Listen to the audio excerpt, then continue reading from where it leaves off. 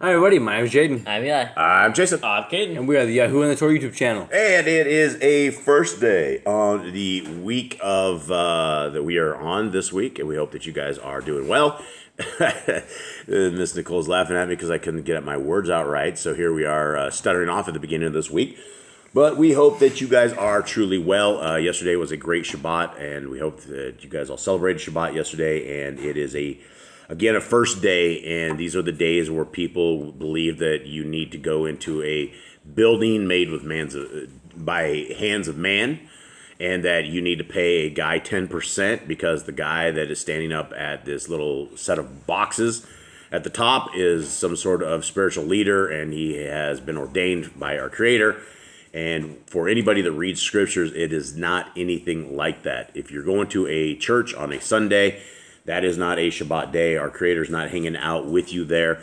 But there is Hasatan, and he will absolutely hang out there with you, and he will hang out and give you that warm feeling when the pianos are going, the people are singing, the lights are going, and the drummers drumming, and you will all feel like you all have the Ruach HaKodesh, and this is a holy convocation. But then you realize that it is all satanic by the doctrine that you actually read, and that is a problem. And when I say satanic by the doctrine that you read, if you believe that the laws, statutes, and commandments found in Genesis, Exodus, Leviticus, Numbers, and Deuteronomy have been destroyed, have been put away, have been nailed to the cross, and they don't apply to you anymore, I hate to break it to you, but that is a satanic doctrine. That doctrine is from the pits of hell, and the greatest things in our lives is the law, statutes, and commandments. It's the way forward. It's the way that we should be living, acting, breathing, conducting ourselves, the way that we should be worshiping. Everything that we need to be doing is in those first 5 books. Now, a lot of people will go, well, you only need Jesus the Christ. You only need Messiah Yahushua.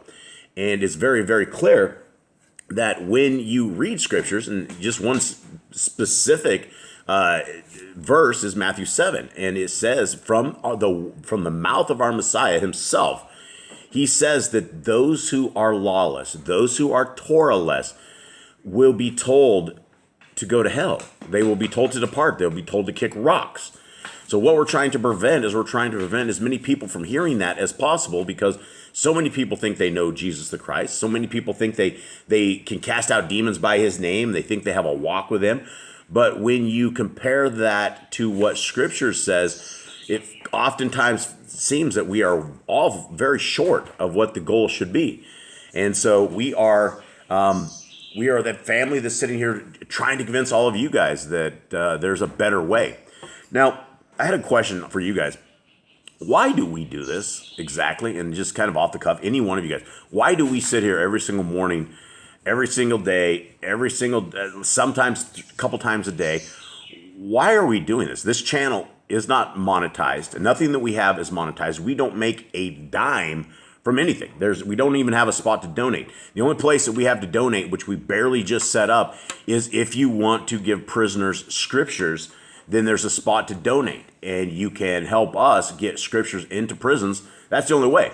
But we do this all for the fun of it. And there's not a ton of you guys out there, so it's not like we're a huge channel or anything. So why, gentlemen, do we do this? Because we were told to feed the sheep. We were told, Yehoshua talking to Peter, he says, if you love me, feed my sheep, and we can apply that to our lives. And if we love the Messiah, we can feed the sheep. We know the commands, we know the Torah, and people don't, so we have an opportunity to teach them what they don't know.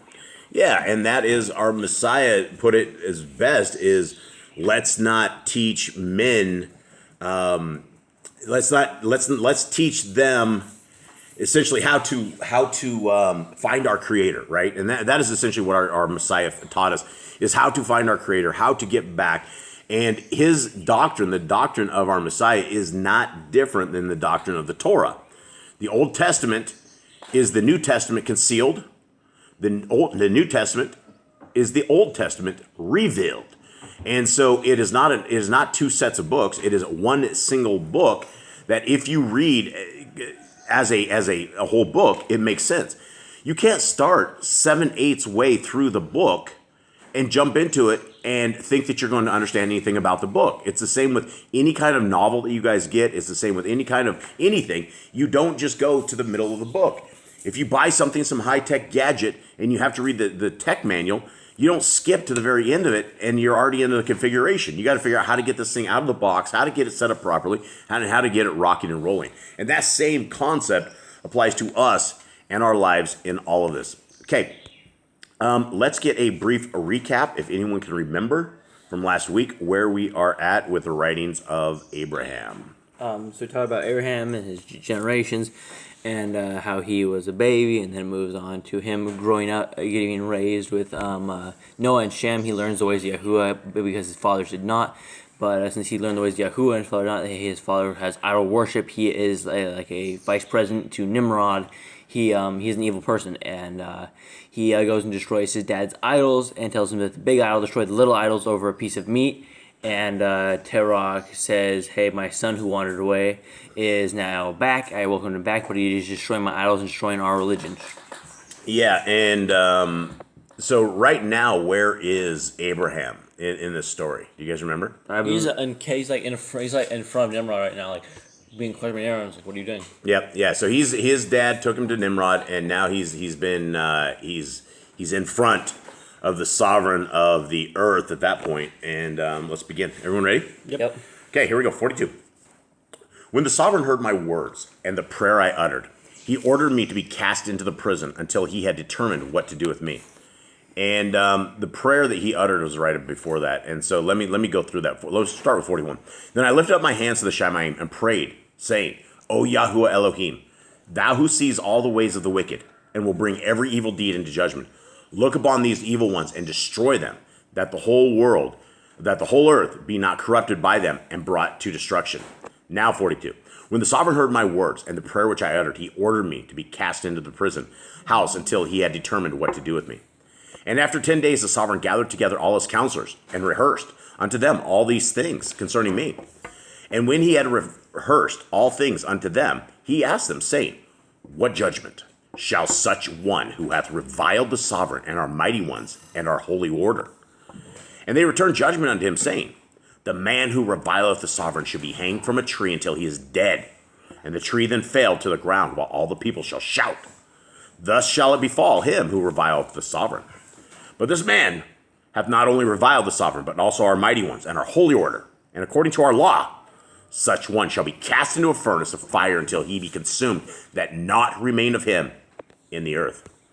Let therefore the fire be increased in the sovereign's furnace, which is in Kasdim, where the sovereign's bricks are made, and let this blasphemer be cast in the fire, that he be consumed. 43. The sovereign so commanded, and for 3 days and 3 nights was the fire preparing in Kasdim. And at the end of that time I was brought forth from the prison to be cast therein. Nevertheless, while I was in the prison, Yahuwah sent his messengers to minister unto me, and to comfort me. And they said unto me, "Fear not, Abraham, for thy work is not yet finished, for thou shalt become the father of many nations, and thou shalt preach the Besorah in far places. Even in the land of Mitzrayim shalt thou declare the mysteries of thy Elohim." What is Besorah, gentlemen? Good news. The good news. Okay, 3. And though they cast thee into the furnace, is not Yahuwah able to deliver thee therefrom? For through thy deliverance shall many be brought to bow down and worship Yahuwah, thy Elohim, and forsake the evils of Nimrod. Anyone have anything at all? Not yet. Just getting a little poverty. He knows he's not going to die. Like he knows he's about to get thrown into a fire. But he's like, "You won't die." So he think he's nervous. I think he'd be I'm sure anybody would be nervous. Even if you have like a great faith, right? You see that fire, so it's gonna be like there's gonna be a thought in my mind, like, am I gonna burn to death here? Yeah, and it's going to be, for anybody who obviously doesn't know, burning to death is probably one of the worst ways to go. Obviously, it depends on the heat and time and all that. Okay, 44. Therefore I came forth from the prison, confident in the power of my Elohim, and in his promise that I should be delivered from the fire. But as I came forth, the astrologers of the sovereign looked upon me, and by the power of Satan they recognized me, for they saw me clothed in light. And they cried out unto the sovereign, saying, "O sovereign of all the earth, surely this is the man of whom we spake unto thee 50 years ago, that he should rise up to overthrow thy reign. Wherefore was he not slain?" These guys have like really good memories of 50 years, and they're all still alive, right? Their eyes are really good still. Yeah, I mean, this 50 years ago, I mean, in the world that we are in today, 50 years, that's have more than half a lifetime for most of us. nowadays. Time is obviously getting shorter and shorter, and we are dying earlier and earlier. Okay, anyone else have anything? Nope. 45. Hearing these words, the sovereign was greatly troubled, and calling my father Cherok before him, he exclaimed, "Is this then thy son who was to have been slain? And what child then did I slay at his birth? Speak now the truth, and thou shalt go free. But if thou speakest not the truth, thou shalt die with thy son." And Nimrod caused my father to swear concerning the matter. And my father answered the sovereign, saying, "My sovereign, I am guilty. For because of my tender feelings toward my son, I did substitute for him the son of my concubine who was born on the same night." The sovereign's wrath mounted, and in his anger he cried, "Who advised thee to do this thing? Surely that man shall die." My father, being terrified at the sovereign's anger, said, "It was my son, Haran, who so advised me." Now Haran had not advised my father of anything, but the Ruach of Yahuwah had wrought upon my father that he was loath to give me up to the sovereign. So, We talk about let's talk about this real we quick. talk about Terok's little cowardice here. Yeah, Like, well, he threw all his kids in the fire, dude. Well, that's the thing is I guess Nimrod just wanted an extra person to kill, right? Because he was so ticked off. Angry dude to kill. I mean, he should have just taken the beating. Why take your son? You know Nimrod's already killing Abraham. He's not going to do anything nice to Haran. He's scared to death, and he lets his kids get killed. You know, it was my other son, my oldest son. This one, Nahor. Not Nahor. Haran. Nahor lives. Yeah, I'm sure he would have thrown him on the bus if he could too. yeah. Well, these are these things you don't have. You got brief seconds of time to figure this one out, and he should have just said, "I did it," but Just taking like the evilest man in the world or something, like the biggest enemy in Nimrod, be like, this guy. yeah. Well, now it's like this is crazy. Okay, 7. Nevertheless, Haran was privy to what my father had done. And Haran was one of the believers in the true Elohim of the Shamaim, but his heart was not firm, nor his faith sure. Wherefore Haran said in his heart, "If Abram be delivered from the furnace, then shall I know that Elohim of Abraham is indeed the true Elohim." Wherefore Haran wavered in his faith, and his confidence waxed not great in the Most High Elohim. But my confidence was secure, for I knew that it rested upon the rock of my deliverance, and that the word of Elohim faileth not. Now when the sovereign heard the words of my father, he caused that Haran should also be taken with me. And leading us to the valley of Kasdim, they stripped us of all our clothing and bound us with cords and cast us into the fire. Now Haran, because his faith was not perfect in Yahuwah, his Elohim, was consumed in the fire, that no trace of his body remained. But my faith remained firm in Yahuwah. And he sent his messengers to sustain me and release me from my bonds. And I was 3 days and 3 nights in the furnace with the messengers, conversing with them and being instructed by them.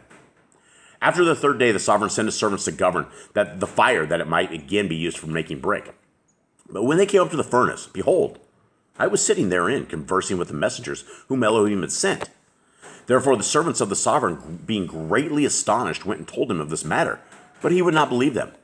However, when the men persisted in their tale, and showed great consternation, sovereign Nimrod himself came unto the furnace, but the messengers had departed, and I sat alone in the flames.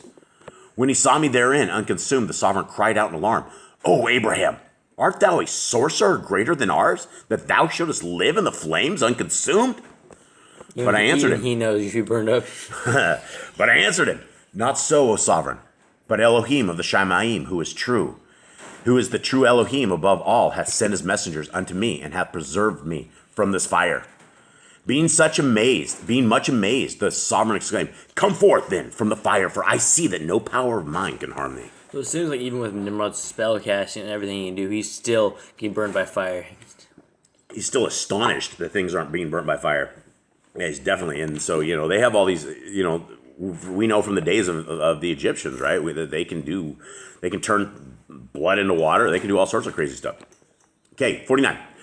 Whereupon I ascended from the furnace and stood before the sovereign and his counselors, who examined me closely. But behold, even my hair was not singed. Wherefore the sovereign caused garments from his own wardrobe to be brought, and I was clothed therein.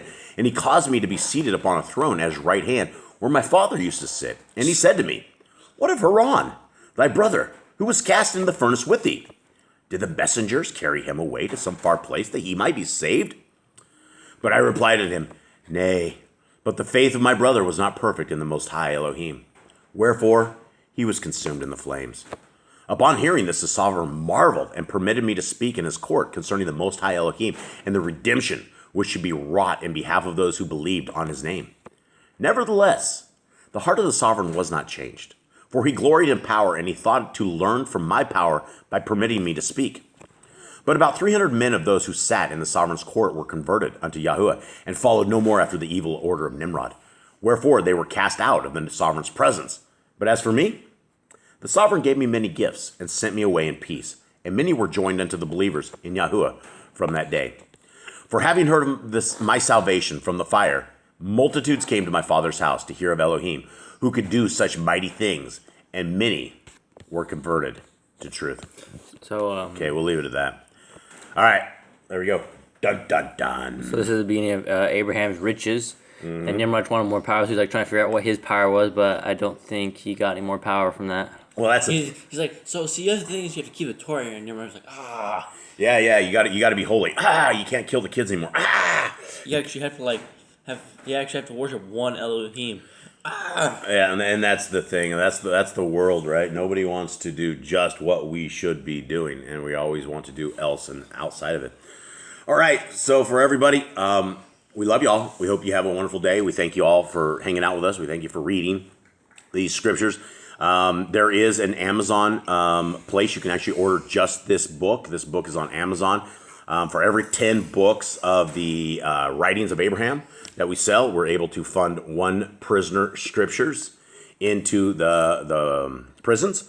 And so if you'd like to help Boss Clan, you can simply do it by that. Order up some of these. Grab some Bibles as well at the pre-order.